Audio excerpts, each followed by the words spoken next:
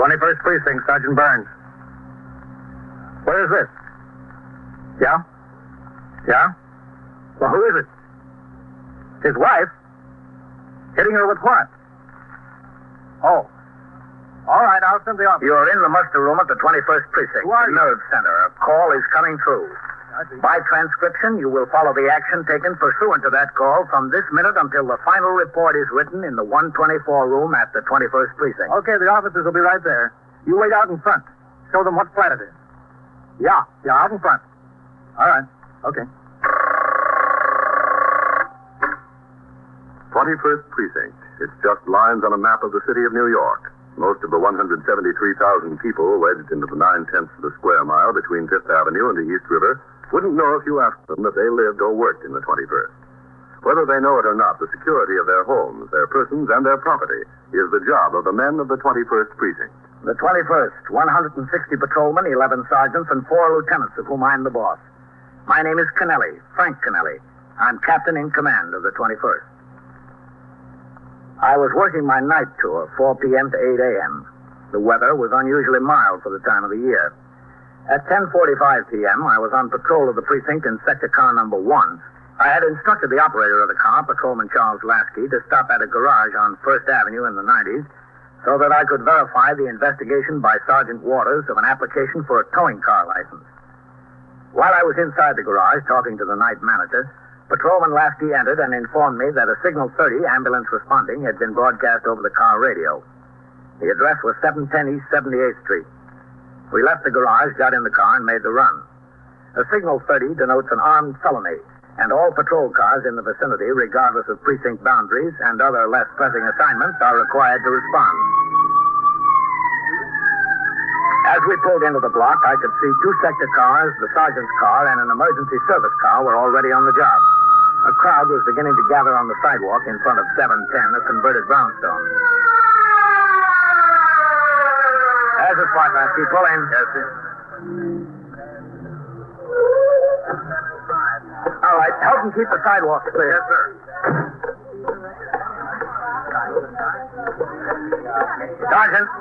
Sergeant Burns. Oh, hello, Captain. What have we got? You been up there? Yes, sir. I just came down to call in. Let CB know what it was. Original call was a disturbance, family fight. All right, get back off the stoop there. I told you before, there's nothing to see here. There's a man beating up his wife. Neighbors called in with it. They were making so much noise. Yeah? Now, I'm not going to tell you again. You got no business here. Now, stay off the stoop. Lasky. Yes, sir. Get on the job here. Keep the sidewalk and the stoop clear. Yes, sir. Clear. I'll get right All right, go ahead. Go on. Thanks. Why Signal 30 over a family fight? There's third portion. Conlon and Hanneman answered the original call. They came in here. The neighbor who called in pointed the way. They could hear the screaming in the hall. They ran up and knocked on the door. All right, come on. The fight stopped. The occupant, a fellow named Holtz, opened the door. He ran out between them and up the stairs. They chased him up to the roof, collared him just as he was going out the door. Meanwhile, the neighbor phoned in again. He started to fight them, and they finally got him quieted down, searched him. They found a gun on him. Oh?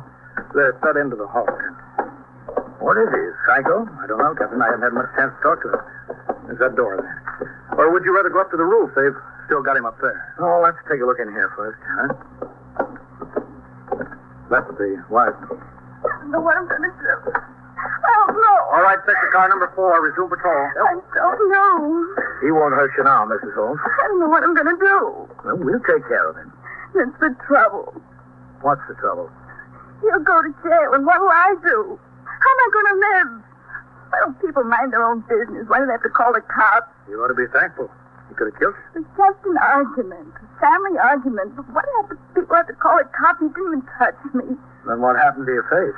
Nothing the matter with my face. He didn't touch me. It's just an argument, that's all. Well, it might have started out as an argument, says Holtz, but it's a little more now. The officers took the gun off of him up on the roof. I don't know why people have to butt in. Always butting in where it isn't any of their business. The neighbors called the cops because they thought he was killing you. It wasn't killing me. It was just a little argument. He likes to argue. Gets a couple of beers in him, he likes to argue. Is this what he was drinking? Doesn't look like beer. He had a couple of beers before he got home, then he had some of that whiskey here. It wasn't killing me. Where is he? Where's John? They still got him up on the roof. What are they doing with him up there? They're talking to him. Waiting till he calms down. He's calm. He was never anything but calm. The way he keeps coming around here bothering people, he's calm. If we didn't come around, Miss Holtz, he might have shot you. He wouldn't shoot me. Not John. He's been butting in. What am I going to do? That's what I'd like to know. What am I going to do with him in jail? What would you do if you were dead? They've brought him down, Captain. All right, John. John? Just sit down, Mrs. Holtz. Baby, I'm sorry. All right, stay away from her. Stand there, John. I want to talk to my wife. Just stand right there. Where's your coat, John? There in the closet. Which closet? Yeah, that one. You see, Annabelle, you see, if you kept your mouth shut, I wouldn't have this. What am I supposed to do? Die in silence? All right. Touch her and she hollers. Okay. Touch me? Now, look. This isn't any picnic, John. You're in a big jam. You don't want to go down into the station house with the cuffs on? Calm down. I'm calm. You should have seen him before. All right, Mrs. Holtz. I'm calm. You want a hat, too, John? No, I don't need a hat. Good work, Hanneman. Yes, sir. Let's see the gun. 38 revolver, Captain. Spanish make. What were you doing with this, John? I had it. I thought I might need it. Here's your coat, John. Put it on. That's not what I meant. It don't go good with the pants. Nobody will notice the difference. I guess not. What do you think you might need the gun for, John? For protection? Protection around the house? From your wife? From anybody. You taking the pinch, Hanneman? Yes. All right, get him in. Go on, John. I'm coming. See you in the station house, Sergeant. Take him right up to the detectives. Okay. I don't want him to go to jail. Not for hitting me. You can't send him to jail for that. He's in worse trouble than that. The gun, you mean? Yes, the gun. He told you what that was for, just for protection. And while he's carrying the gun, what's supposed to protect everyone else from him? As in all felony cases, the suspect was taken directly to the 21st Detective Squad on the second floor of the station house to be fingerprinted and questioned by detectives under the command of Lieutenant Matt King. Although the investigation was now in the hands of detectives, the prisoner remained in the custody of Patrolman Frank Hanneman, the arresting officer, who would be responsible until he was booked and lodged in a cell. Patrolman Hanneman's platoon was relieved at midnight, but he was obliged to stay with the suspect until the investigation was completed and then appear in felony court in the morning. At 12:45 a.m., I was in my office reading and signing reports when Sergeant Burns on PS rang in and told me that Lieutenant King requested that I come upstairs to the 21st Squad on an urgent matter. I walked out of my office, through the muster room, and into the back room where two plainclothesmen from the 6th Division were questioning a suspected policy writer. Then I went upstairs to the second floor and into the detective squad room. Hello, Captain. Hanneman? Listen, could I bum another cigarette off of you? Haven't you smoked enough, John? Don't begrudge me my little pleasures. Here. Much obliged. You know what, Captain? Turns out his name isn't John Holtz at all. It's John Henley's. Oh? They had him down in the 5th Precinct last week on an armed robbery deal. I didn't do it. The victim couldn't identify him, so they had to turn him out. He didn't have the gun then. I didn't do it. And he's done a bit in Sing Sing, grand larceny. Isn't that right, John? That's right, yeah. You got a match? Please. You don't have anything, do you? It's a good caller, Hanneman. Does Conlon know about his record? No, sir. He went on home at midnight. We didn't hear about this till 15 or 20 minutes ago. Oh, Lieutenant King wanted to see me. Is he in his office? Yes, sir. He's got John's wife in there and a couple of detectives. I don't know what they want with her. Okay. Give me back my matches, John. Come on. Yes. Captain Kennelly. Come in, Captain. Hello, Matt. Goldman. Yeah, good. You met Mrs. Holtz, or Mrs. Henley is over at the scene? We met, yes. What is it, Matt? Goldman and Kirk have been talking to her, Captain. Turns out that when the officers hit the door and John broke and ran to the roof, Conlon took out after him. Hanneman had his hands full with Annabelle. Well, I told you, I didn't like the idea of anybody butting into our business, that's all. We're entitled to have our spots without cops coming in from all over. Annabelle, Patrolman Hanneman, the officer who's outside with your husband now, was busy with you while the other officer chased your husband up to the roof? Well, I was trying to keep him busy. Well, how long was it before Patrolman Hanneman went up to the roof? Him out there with John, you mean? Yes, that's right. A couple of minutes. He took me. And when you and Patrolman Hanneman got up there, what did you see? There was nothing to see. John was sitting down there by the side of the wall, and this other cop, what's his name? Patrolman Conlon? Yeah, the other one. He was standing there. Did Patrolman Conlon have anything in his hand? You know what he had in his hand? Well, the gun he took off John in his hand. Mm-hmm. And then what happened? I don't know. Nothing. Some more cops came right away, and they took me back downstairs to the flat. The new one's one of them. Hanneman and Conlon remained up on the roof with your husband? Yeah. Him out there now and the other one. It's a big idea. I don't get it. You don't have to, Annabelle. Hanneman. Yes, sir. Bring John in here a minute. Yes. They did a good job, Captain. Nice collar. I know it was. All right, get in there, John. He treating you all right, baby? Better than you. Sit down over there, John. We want to talk to you, Hanneman. Yes, sir? Goldman, keep your eye on them. Over here, Hanneman. Yes. Okay. Yes. Hanneman, were you present when the gun was taken off of John? Well, were you? I was on the way up. Is it true that Conlon took the gun off his person when you were still down in the hall with the wife? Yes, sir.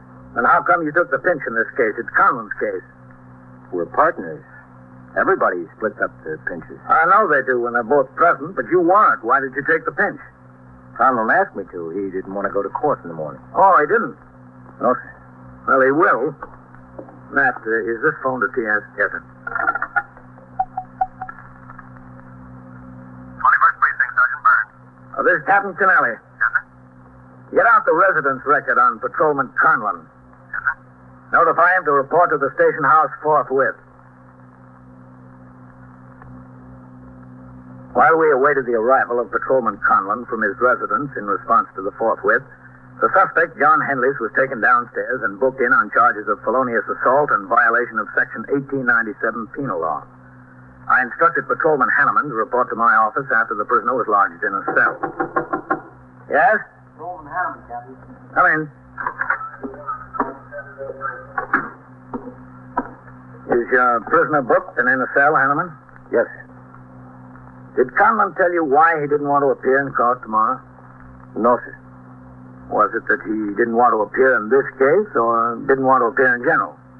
In general, Captain. Before the tour, he asked me if I'd take any pinches tonight. He had something to do tomorrow. What? I don't know, Captain. He asked you to take the pinch, didn't he?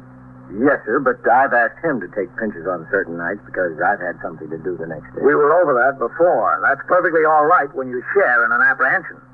Either one of you could appear. But would you kindly tell me how you could expect to qualify as a competent witness in this case when you couldn't testify of your own knowledge that the defendant was carrying a gun? Well, usually a cop doesn't have to testify at arraignment, Captain. Bail is usually set for hearing at a later date. Supposing you got into court. Supposing John Henleys had his lawyer there, which he will. And supposing John told his lawyer that you weren't the cop who took the gun off him. The lawyer would insist on your testimony. What did you testify to? Nothing. It'd be dismissed then and there. And it'd be a fine impression for a police officer to make in court, wouldn't it? To appear as the complaining witness in a gun case when you couldn't even say whether he had a gun or not? All I can say, Captain, is that I didn't see any harm in it. It's not a trial or anything. It'd only be an arraignment. Remember this, Hanneman. Without a proper arraignment, there'd never be a trial. 21st Precinct, Captain Kennelly. Sergeant Burns on TS, Captain. Yes? Patrolman Conlon's out here at the desk, Captain. He just came in. All right, send him in here. Yes, sir. You've been a good cop, Hanneman. You made a good caller tonight. Don't spoil these things. Do it according to the book, and you won't get in any jam. Yes. Come in. Hello, Frank. Mike? Leave the door open, Conlon. Yes, Hanneman's going out. Yes, sir. You, wait in the back room, Hanneman. Yes, sir. Excuse me, Lieutenant. That's all right. I wanted to see you a minute, Captain. Come in, Matt. Yes. Would you shut the door? Hello, Conlon. Lieutenant King? Sit down over here, Matt. Thanks. You know why you're here, Conlon? No, sir.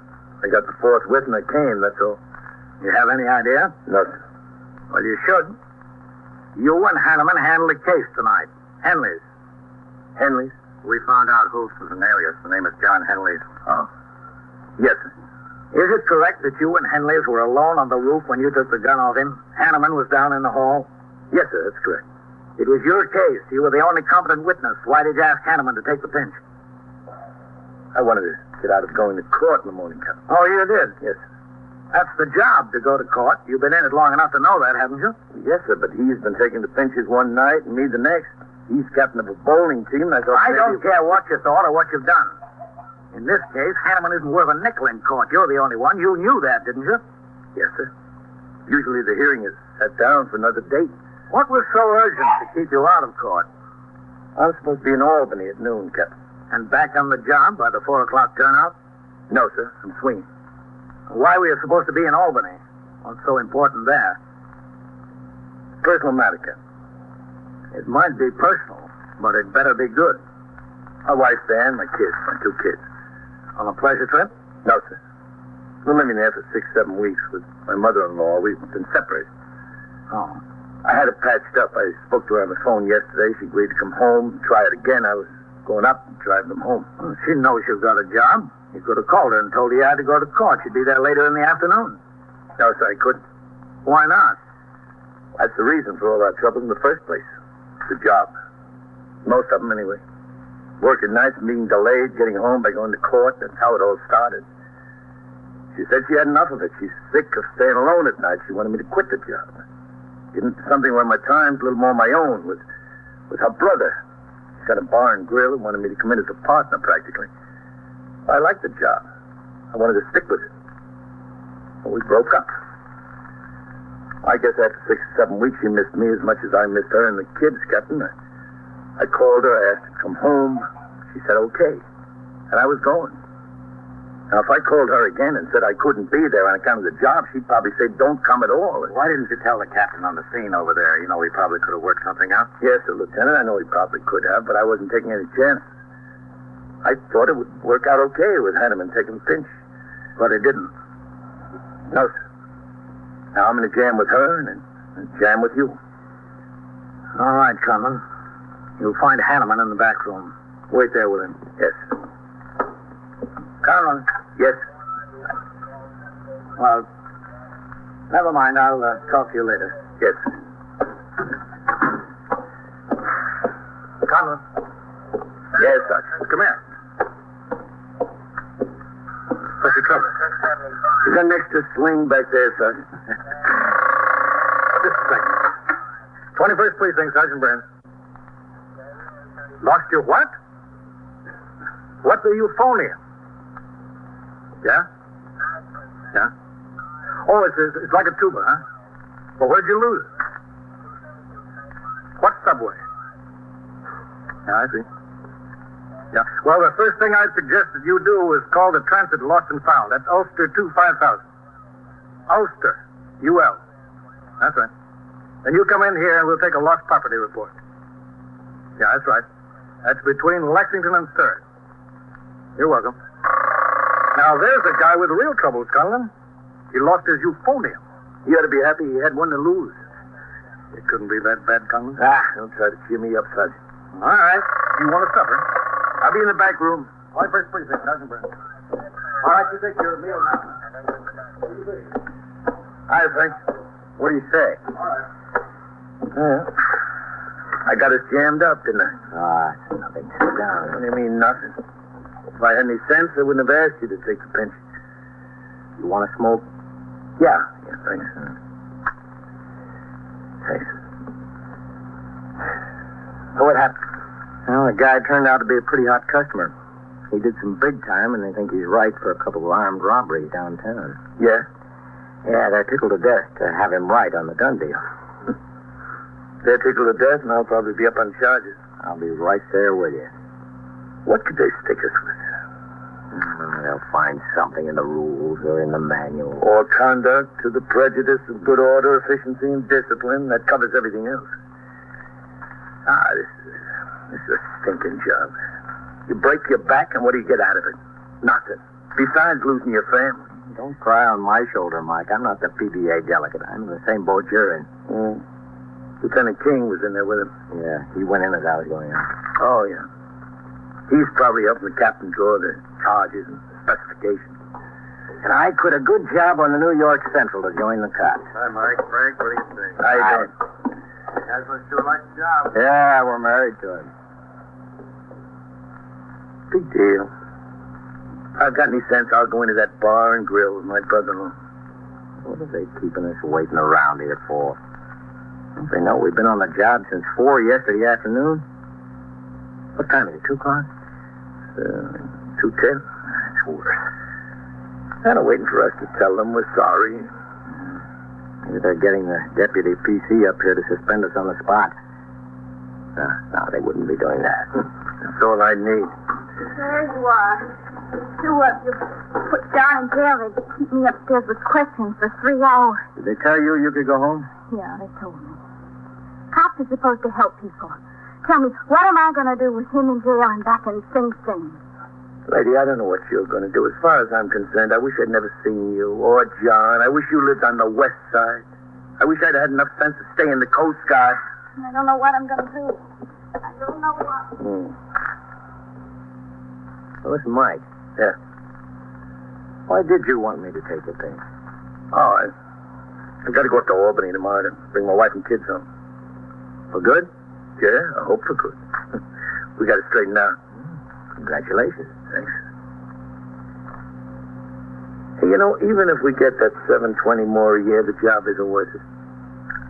You think they'll give it to us? I don't care. I'll be tending bar on my own store. What are they waiting for? Suspense. Yeah? That's part of the technique of command. You learn it at Delahanty's. Wear them down by cooling their heels. Then even bad news is relief to get. How long was your wife away and the kids? 6, 7 weeks. That's a long time, too. Yeah. That uniform allowance in addition to the $720 a year is a good thing to have. Yeah. But that's a bargaining point. I think the PBA would settle for the $720 and let the uniform allowance go by the board. Well, I don't know whether we should. Mike, here they come. Skipper and Lieutenant King. Bad news. On your feet, Mike. Yeah. Hanneman? Yes. Come on back to the cells with us. We want to talk to Henry. Yes. You wait here, Conlon. Yes. Let's go. You been out for a meal yet, man? No, sir. Well, let's walk around Lexington Avenue after we get this settled and grab a sandwich. Sure, Captain. Go ahead, Hanneman. Yes. The attendant's out for his meal, Captain. Do you want me to go back and get the keys from the desk officer? No, we can talk to him through the bars.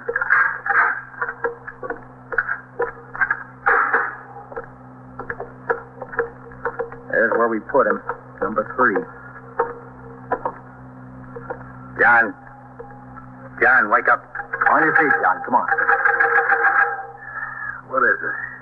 Come here. Can't you even let a guy sleep in peace? John, you told us you did a bet for grand larceny. Yeah, so? The BCI records show you were released in 1951, April. You owe any short time now? Yeah, I owe him a year almost. Not quite a year. All right. In addition to the charges you're booked in on, you're being held for parole violation. We'll notify the parole board that you're here when the office opens in the morning. You know what you got in your mind? Can I go back to sleep? Do what you want. Okay, let's go.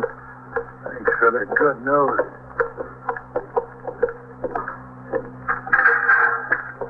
Go ahead. What's the story, Lieutenant? You'll see. I've got it, Captain. Thanks. Okay. All right, Conlon. Yes, sir, Captain. Notify the desk officer that you instead of Hanneman are the arresting officer in the case. Yes. Then I do have to go to court in the morning. Is that right, Captain? You go to Albany. You'll be notified when to appear in court. Yes. I'll be in my office, Matt, when you want to go out for that sandwich. Yes, sir. Captain. Yes? What about me? You get out of here, Hanneman. Go on home. Yes. Good night, Captain. Okay, Conlon. You're off a tough spot. Next time, do it according to the book, will you? I will, Lieutenant. And thanks. Who's going to take John to court? He got to go, doesn't he? I really appreciate it, Lieutenant. You're talking to the wrong man, Conlon. Am I? It was the captain who pulled you out of it. He's fixed it so John can be held on a short affidavit. Do they do that? I thought the police officer or a complaining witness had to be injured and unable to appear. They'll do it. The captain got in touch with the DA's office. The assistant on the job told him the magistrate would hold John without arraignment for 48 hours if he appeared to be a parole violator. Also, the captain, as the commanding officer, would appear and make a short affidavit that he had reason to believe the defendant guilty, but the arresting officer was unable to be in court. And the captain's taking him to court. Oh. Have a good trip to Albany, Colin. Yes.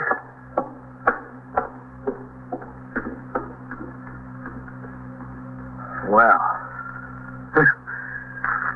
I guess we're off the hook. Yeah, I guess so. How about this, Skipper? Is that part of the technique of command? I don't think so, Frank. You don't learn that at Delaheddy's. So it goes, around the clock, through the week, every day, every year. The police precinct in the city of New York is a flesh and blood merry-go-round. Anyone can catch the brass ring, or the brass ring can catch anyone. 21st Precinct, transcribed a factual account of the way the police work in the world's largest city, is presented with the official cooperation of the Patrolmen's Benevolent Association, an organization of more than 20,000 members of the Police Department, City of New York. Everett Sloan in the role of Captain Kennelly, Ken Lynch as Lieutenant King. Written and directed by Stanley Niss. Produced for CBS Radio by John Ives. Art Hannah speaking.